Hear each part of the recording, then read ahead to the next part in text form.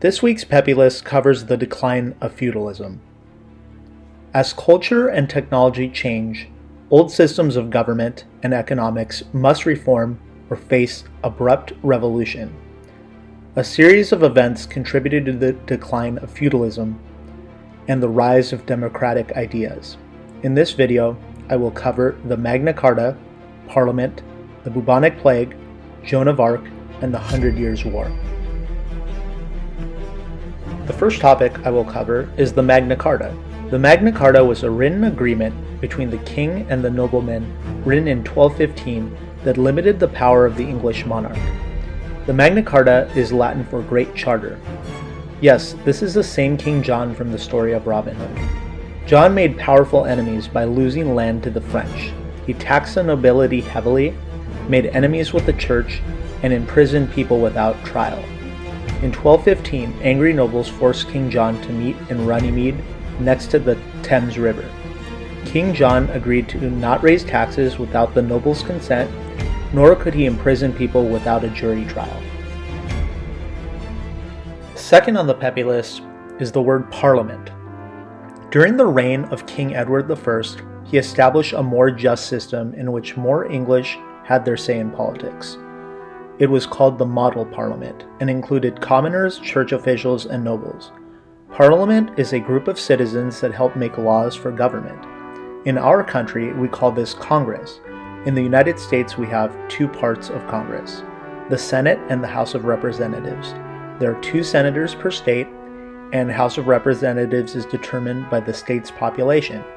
For example, in California, the senators are Kamala Harris and Dianne Feinstein. In England, Parliament is inside the building where Big Ben is. There, they have a House of Commons and a House of Lords. Many other countries have parliaments. For example, here is Greece's parliament building in Athens.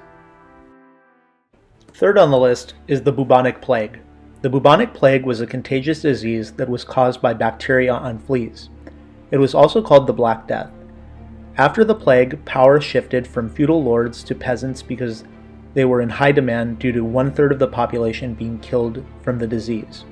The bubonic plague was not just in Europe. It spread throughout the world, and in fact, it killed more people in China, where it is believed that half the population died. Travelers reported that dead bodies covered the ground in Central Asia and India. Similar to today with COVID-19, trade and commerce slowed to almost a halt during the plague years. Another similarity is that a number of peasant rebellions broke out after the plague because the rich tried to return to the system from before the plague. Fourth on the list is Joan of Arc. Few females are discussed during the Middle Ages, but one standout was Joan of Arc. She was a 17-year-old peasant girl who inspired the French nation. She claims to have heard the voices of saints who told her to help. She disguised herself as a boy and put on a suit of armor and fought the English. After picking King Charles out of a crowd, Joan knelt before him and announced that she was sent to help save France. Joan of Arc was pivotal in the Siege of Orleans, where she inspired the beleaguered French soldiers to victory. Unfortunately, Joan of Arc was betrayed by her allies, and the Duke of Burgundy turned her over to the English. She was burned at the stake for witchcraft. The final topic on this week's list is the 100 Years' War. The 100 Years' War was a series of battles fought between 1377 and 1453 between the English and the French. The war was fought over land in France.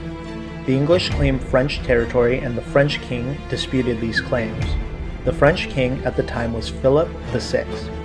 There were 3 important battles of note during this war. The Battle of Crécy, in which the English won using their longbows against the French knights. The second is the Siege of Orleans, where the French won because of Joan of Arc's inspirational rallying of the troops. Lastly, the Battle of Agincourt, when the English won even though they were outnumbered by the French. After this war, changes in military technology made knights and castles almost obsolete. The longbow and the cannon changed war forever. So in review of this week's Peppy List, I covered the Magna Carta, Parliament, the bubonic plague, Joan of Arc, and the 100 Years' War.